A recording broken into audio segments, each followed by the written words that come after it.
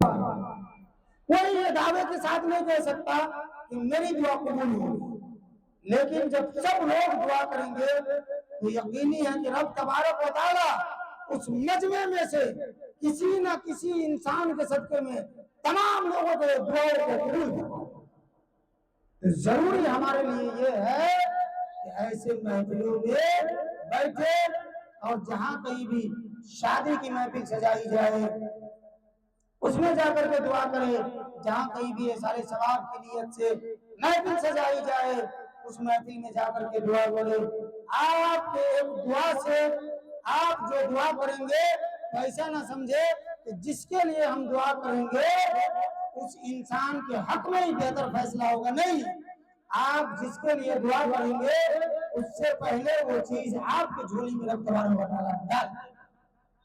हजरत अली रज़ियल्लाहु ताला अन्हु फरमाते हैं कि जब भी तुम दुआ के लिए हाथ उठाओ तो दुआ करने से पहले, अपने लिए मांगने से पहले, रब तबारक व तआला की बारगाह में अपने लिए फरियाद करने से पहले, अपने लिए इंतजार करने से पहले दूसरों के लिए दुआ मांगा करो। जब तुम दूसरों के लिए दुआ मांगोगे तो फिर तुम्हें अपने लिए दुआ मांगने की जरूरत नहीं पड़ेगी। इसलिए जो चीज तुम दूसरों के लिए मांगोगे रब तबारक व तआला वो चीज तुम्हारे झोली में पहले अता कर देगा। तो अल्लाह के नबी सल्लल्लाहु अलैहि वसल्लम ने भी फरमाया कि दुआ मोमिन की हथियार है, तो दुआ करनी चाहिए और दुआ रब तबारक व तआला से करे। और रब तबारक व तआला के प्यारे नबी, हम सब के नबी हुजूर सरवर कायनात फख्र मौजूदात सल्लल्लाहु अलैहि वसल्लम ने भी फरमाया कि मोमिन इंसान वो है जो इंसान अपने लिए पसंद करे वो दूसरे मोमिन भाई के लिए पसंद करे, वो मोमिन है। अब ये इस्लाम एक ऐसा मुकद्दस मजहब है, ऐसा दीन है जिसमें कहा गया है कि ऐसे वक्त में गोश्त न बनाओ जिस वक्त गरीब के बच्चे जाग रहे हैं। हो सकता है कि तुम्हारे उस गोश्त बनाने की खुशबू को गरीब के बच्चे की नाक में पहुंच जाए और वो सूंघ ले और वो अपने माँ बाप से जिद कर दे, तो तुम जो खाना बना रहे हो उस खाने की वजह से वो बच्चा रो पड़े। अगर तुम ऐसे वक्त में बनाते हो तो ऐसा करो कि उसमें शिरवा ज्यादा कर दो और शिरवा का प्याली लेकर के अपने पड़ोसियों के जो गरीब बच्चे हैं उनके घर पहुंचा दो।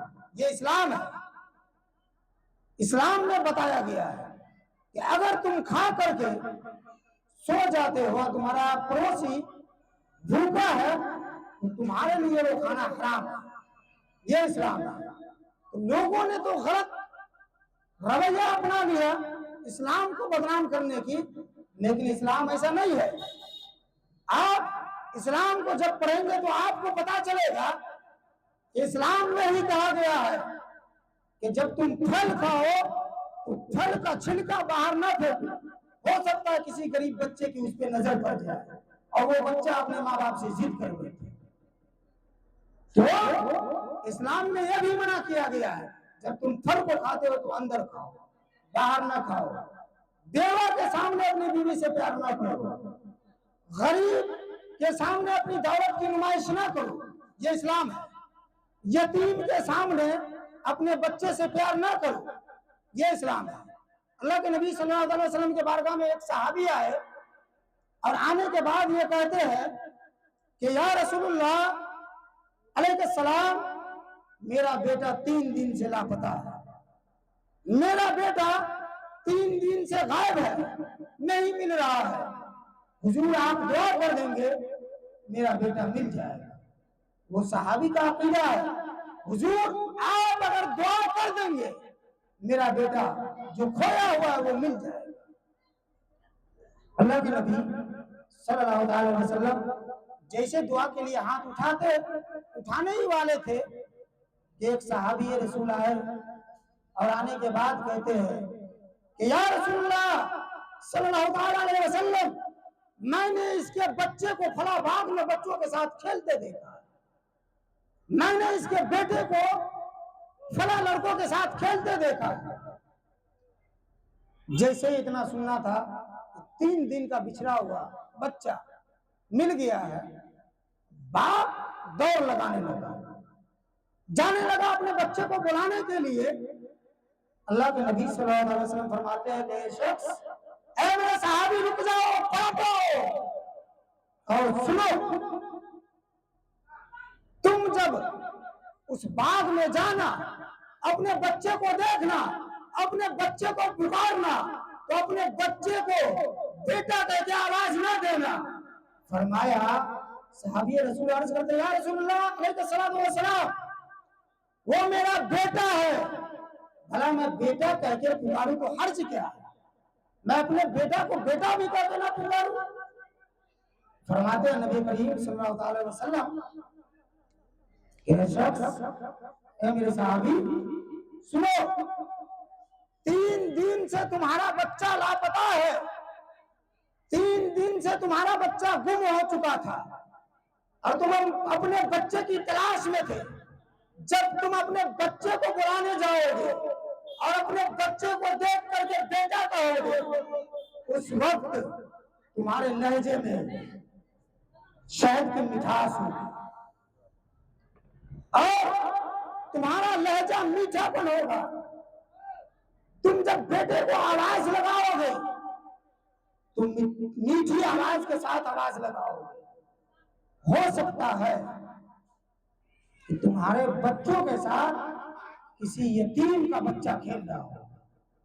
जब तुम अपने बच्चे को बेटा कहकर पुकारोगे और उस बच्चे के साथ खेलने वालों में कोई यतीम बच्चा होगा, तुम अपने बच्चे को कहोगे बेटा, तो वो बच्चा सोचेगा, वो बच्चा कहेगा काश मेरा भी बाप होगा, काश मेरे भी वालिद होते तो मुझे आज बाप कह के पुकारते और मुझे भी अपने सीने से लगाते। तो इसलिए तुम जब अपने बच्चे को बुलाने के लिए जाओ, लाने के लिए जाओ, तो अपने बच्चे को बेटा कह के ना पुकारो, घर में आकर के अपने बच्चे से प्यार करो, घर में आकर के अपने बच्चे से मोहब्बत करो, उस जगह पे मोहब्बत ना करो। तो ये इस्लाम है, ये मजहब इस्लाम है कि गरीब के सामने दौलत की नुमाइश ना करो। ये अलग बात है कि आज हम अपने बच्चियों की शादियां करते हैं, बेटों की शादी करते हैं, उस शादी में जहेज का सामान 3 दिन तक बाहर रख के नुमाइश करते हैं, दिखाते हैं।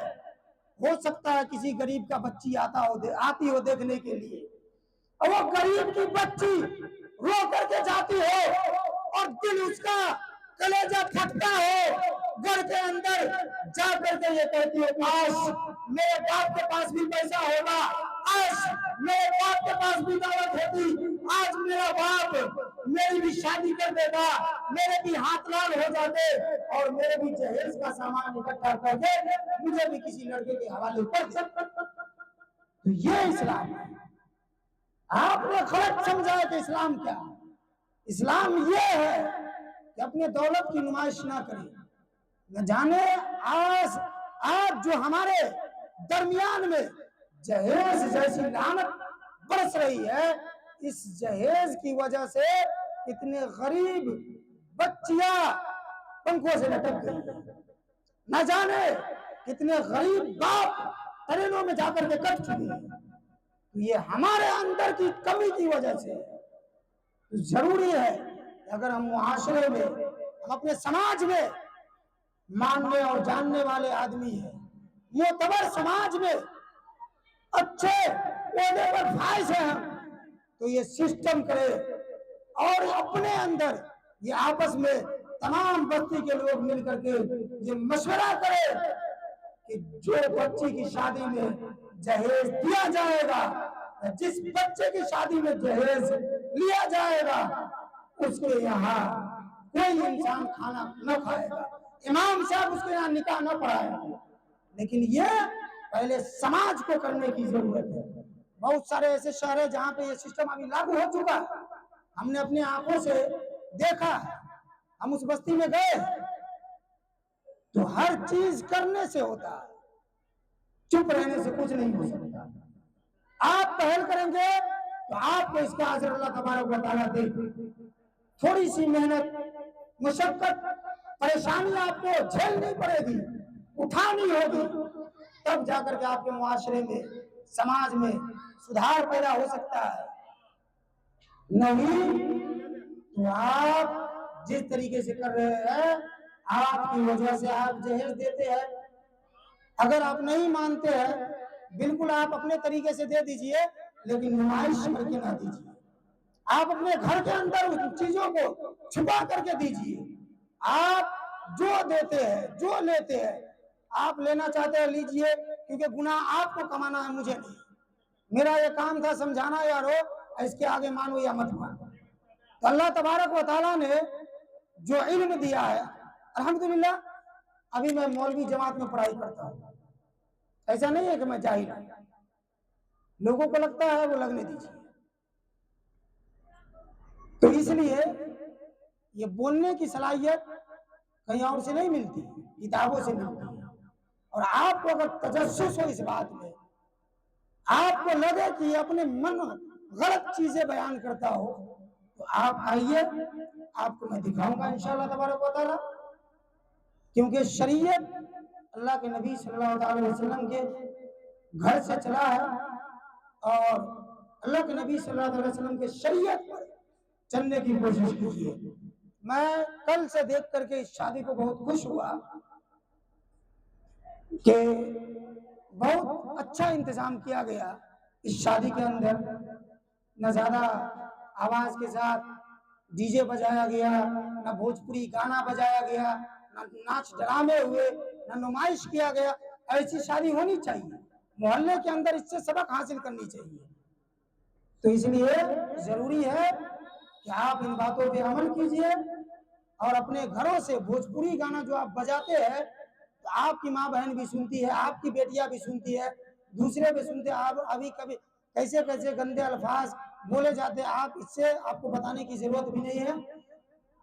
तो मैं रब तबारक व तआला के बारगाह में दुआ करता हूँ कि रब तबारक व तआला मेरे बोलने में या आपसे सुनने में किसी तरह की कोई गलती, गुस्ताखी, बेअदबी, सहवन, कसदर, अमदन, खता हो गई हो, तो रब तबारक व तआला अपने प्यारे नबी हुजूर सल्लल्लाहु अलैहि कायनात फख्र मौजूदात सल्लल्लाहु अलैहि वसल्लम के सदके दुफैले में माफ अता फरमाए, और कहने सुनने से ज्यादा अमल करने की तौफीक रफीक अता फरमाए। वमा अलैना इल्लल बलाग। एक मरतबा कलमा शरीफ पढ़ लीजिए, ला इलाहा इल्लल्लाह मुहम्मद रसूलुल्लाह सल्लल्लाहु अलैहि वसल्लम।